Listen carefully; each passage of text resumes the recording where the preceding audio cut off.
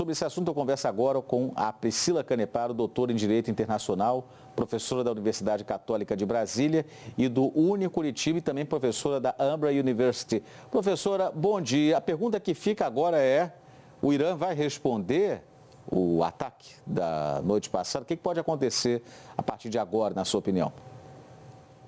Bom dia, Eric. Bom dia a todos os assinantes. Eu acho importantíssimo, a gente destacar, em um primeiro momento, que, de fato, o que aconteceu foi que Israel, nas palavras justamente do governo israelense, estava respondendo ao ataque justamente que o Irã vinha fazendo desde o dia 7 de outubro de 2023. Então, a resposta não foi especificamente ao ataque de 1º de outubro. A resposta veio a ser justamente por conta das forças de resistência retroalimentadas pelo Irã, como, por exemplo, Hamas, Hezbollah e Houthis no Iêmen, e também por conta, obviamente, do governo iraniano. Dentro dessa perspectiva, a gente observa que é quase uma troca de ataques constantemente e intermitentemente. Dentro dessa premissa, também precisamos entender, em um primeiro momento, que, de fato, Israel atacou o Irã, e Irã atacou Israel, e agora seria o momento, justamente, de o Irã atacar Israel. Só que a gente precisa entender que isso também é uma guerra de narrativa. Quando a gente observa uma guerra de narrativa, a gente observa que, de fato, o Irã vem a falar que tem o direito de se defender, mas que priorizará a paz, ou que prezará pela paz. E dentro dessa premissa, lendo um pouquinho nas entrelinhas, a gente consegue compreender que, basicamente, o Irã irá responder, só que, diferentemente do que a gente possa imaginar, que seria uma suposta guerra total, o Irã não responderá justamente com a prospecção de se der uma guerra total. Até porque, Eric, se a gente for observar que, de fato, as ações de Netanyahu, as ações do governo israelense nessa última noite, nessa última madrugada, nesse começo de dia no Oriente Médio, a gente observa que, de fato, o Netanyahu acatou aquilo que os Estados Unidos pediu, que era justamente não atacar as bases nucleares do Irã e também não atacar os centros de distribuição, e também de extração de petróleo do Irã. E o que não foi feito. E aí também é uma guerra de narrativa, que eu acho importante destacar, que o Irã fica falando que os ataques de Israel foram interceptados, que a vida continuou normal, que não foi um sucesso, e Israel fala que foi um sucesso. Mas a gente pode observar que houve, por assim dizer, um abrandamento desse ataque. Porque, de fato, não houve uma consequência tão drástica para o Irã a ponto de se ter, nesse momento, um espaço aéreo fechado, ou, por exemplo, de colocar em risco a sua produção de petróleo e também o enriquecimento de urânio. Então, o que eu acredito que vai acontecer, o Irã, de fato, vai sim atacar, vai sim responder a Israel, mas não vai ser uma resposta a ponto de colocar o Oriente Médio em risco. Professora Cecília Malan também participa da entrevista agora com a gente, direto de Londres. Cecília. Professora, 2 perguntas rápidas. Eu queria entender a dependência do Irã até então do Hezbollah, grupo extremista do Líbano, muito enfraquecido agora com os ataques israelenses. O Irã contava com o apoio dele, com o arsenal desse grupo, com o poderio desse grupo, e agora como fica essa relação? E também se, na sua opinião, se os ataques recentes israelenses podem acelerar o programa nuclear iraniano, mesmo que o Irã opte por não fazer ataques em maior escala contra Israel, se podem decidir, então, acelerar o programa nuclear. Bom dia, Cecília. Em relação à primeira pergunta, eu acredito piamente, de fato, que a gente tem hoje na contextualização do Oriente Médio, é que justamente a gente vai ter essa perspectiva de quase uma simbiose perfeita entre o Irã e o Hezbollah.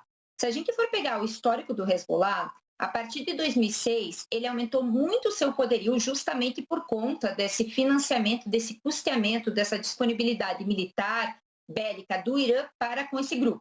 Só que a gente precisa entender nesse momento, são 2 pontos. Primeiro ponto, o Irã está enfraquecido economicamente, porque a gente sabe que o Irã, desde 2017, vem passando por uma crise interna econômica, e dentro dessa premissa também vai impactar, obviamente, o custeamento, o financiamento desses grupos militarizados e radicalizados do Oriente Médio, inclusive o seu maior apoiador e o seu maior financiamento, que vai para o Hezbollah. Primeiro ponto. Segundo ponto, um grande problema do Hezbollah é que sua estrutura de rearranjo de organização vem a partir do sul do Líbano. Então, seria na região desmilitarizada da Zona Azul da Resolução 1701 do Conselho de Segurança. A partir do momento que Israel começa a invadir o sul do Líbano, começa a atacar, o Hezbollah se vê na necessidade de se rearranjar também onde ele vai estruturar a sua institucionalização.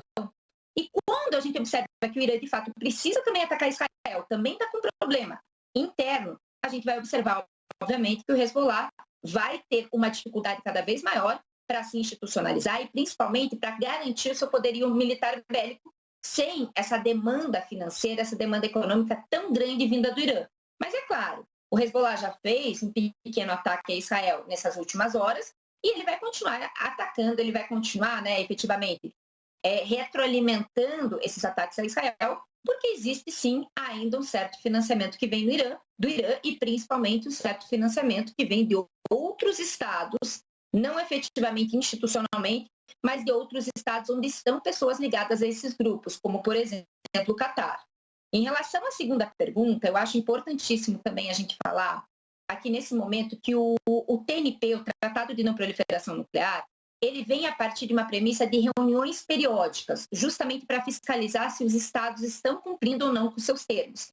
Existem muitas críticas em relação ao TNP, em relação a esse Tratado de Não Proliferação Nuclear. Inclusive, o Brasil é um assíduo crítico desse tratado, porque ele fala, e o Irã também, é a mesma crítica, que ele fala que esse tratado vislumbra muito mais a questão da não proliferação da tecnologia nuclear do que efetivamente o desarmamento.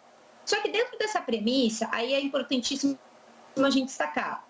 Vai depender muito, e aí eu reitero, o programa nuclear de desenvolvimento em relação às eleições dos Estados Unidos.